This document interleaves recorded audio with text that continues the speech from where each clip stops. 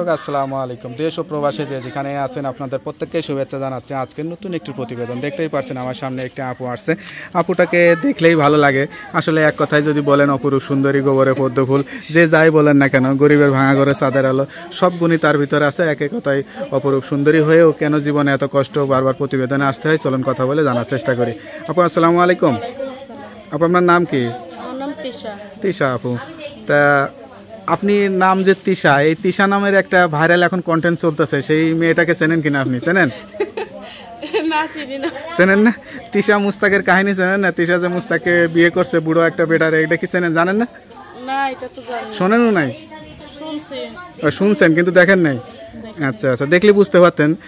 তিশার চাইতে আপনি অবশ্য হলো বেশি সুন্দরী। আসলে এই সুন্দরের রহস্যটা কি? আসলে এখন আল্লাহ বানাইছে সুন্দরের জন্য। সুন্দর সুন্দর হইলে কি হইব, যদি মনে অনেক কষ্ট, মনের মতো মানুষ পাই না। তাই আমার বাড়ি কোথায়? বাড়ি হচ্ছে নাটোর। পরিবারে কে কে আছে? পরিবারে বাবা আছে, মা আছে, একটা ছোট ভাই আছে। আর কেউ নাই? না, কেউ নেই। আচ্ছা আচ্ছা, বড় বোন আছে, ওর তো বিয়ে হয়ে গেছে। কি চিন্তা করে আসছেন প্রতিবেদনে আপনি? এখন আসছি একটা যদি মনের মতো মানুষ পাই তাহলে বিয়ে শাদী করবো। ফ্যামিলিতে অনেক অভাব, বাবা মার ওইখানে থাকি। বাবা মাই তো এখন বয়স্ক হয়ে গেছে, ওদের কাজ করে খাওয়াইতে হয়, আমারই সেলাই মেশিনের কাজ। না, আপনার মতো একটা মেয়ে মা বাবার কাছে থাকবে এটাই স্বাভাবিক, আর মা বাবা দেখে শুনে বিয়ে দিবে এটাই হওয়া উচিত ছিল, কিন্তু আপনি নিজে আসছেন, এটা কেমন লাগে? এখন নিজে আসছে, অনেক কষ্টে পড়া।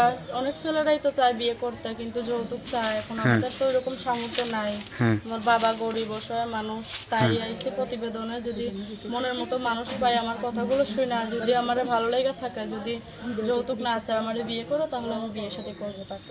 আপনাকে বিয়ে করতে কেউ যৌতুক চায় এটা তো কেউ বিশ্বাসই করতে চায় না। মানুষ আপনাকে বিয়ে করার জন্য বাড়িতে সিরিয়াল দেবে। এরকম এলাকায় অনেক মানুষ আছে এরকম যৌতুক চায়। আপনি কোন এলাকায় থাকেন? আমি থাকি নাটোর। ওই এলাকায় যৌতুক চাই? আচ্ছা, তা কোন এলাকার ছেলেকে বিয়ে করতেছেন? এখন যে এলাকারই হোক, যদি আমার কথাগুলো শুনে আমার পাশে দাঁড়ায়, আমার বিয়ে করে, তাহলে আমি করব। আপনার মতো মেয়ে কিন্তু ফিল্ম ইন্ডাস্ট্রিতেও নাই, নায়িকাও নাই। এরকম যদি নায়িকার অফার টফার কেউ দেয়, নায়িকা হবেন নাকি? নাচ গান টান করতে পারেন?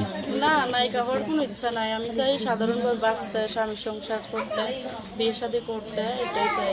এর আগে যেটা ভিডিও করছিলেন পুরো ভাইরাল হয়ে গেছিলেন, সেইখানে আসলে মানুষ বিয়ে করার জন্য তো অনেকেই যোগাযোগ করছে, তারা কি বলছে? অনেকের সাথেই কথা বলছি, কিন্তু মনের মতো হয় না। 2-4 দিন কথা বলে টাইম পাস করে, বিয়ে শাদী করে না। আশা দেখায় মিথ্যা, কিন্তু বিয়ে শাদী করে না। আপনি মিথ্যা আশ্বাস দেন না তো? না, আমি মিথ্যা কথা বলি না, সত্যি আশা দেন, তাই না? সত্যি। আচ্ছা, এখন নিজের কোন বিষয়টার উপর বেশি কষ্ট লাগে? লেখাপড়া ভালো করতে পারেন না সেটা, নাকি পরিবারের অভাব, নাকি? পরিবারের অভাব। এখন চাইতেছি যে আমি বিয়ের বয়স হয়েছে, এর জন্য চাই। বাবা মাও বলতেছে যে বিয়ে করতে, তো আমার পছন্দ যারা হয়েছে বাবা মা তার কাছে বিয়ে দিব। আচ্ছা, তো আপনার সঙ্গে কিভাবে যোগাযোগ করবে? আমি ফোনের মধ্যে যোগাযোগ করব। নাম্বারটা মুখস্থ আছে? না, নাম্বার মুখস্থ নাই। তার নাম্বারটা আমার কাছে দেন, আমি দেখে বলে দিই। হ্যালো ভিউয়ার্স, শুনতে পারলেন এক অসহায় গরিব পরিবারের মেয়ে। আসলে তার কথা শুনে আসলে বুঝতে পারতেছেন, কিন্তু আমরা আসলে বুঝতে হচ্ছে না এত সুন্দরী হওয়ার পরেও কেন যৌতুক চাই।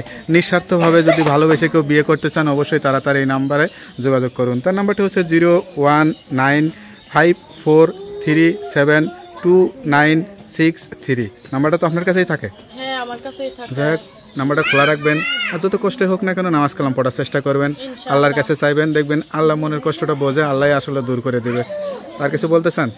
বলতে চাই যে আমার ফোন দিবেন, ভালো মন নিয়ে ফোন দিবেন, আর আমার কেউ মিথ্যা আশা দিও না। আমি অন্য কারোর মতো না, আমি চাই একটা জীবন সঙ্গী সত্যিকারের। ওকে আপু, ভালো থাকেন, দোয়া করি। আসসালামু আলাইকুম।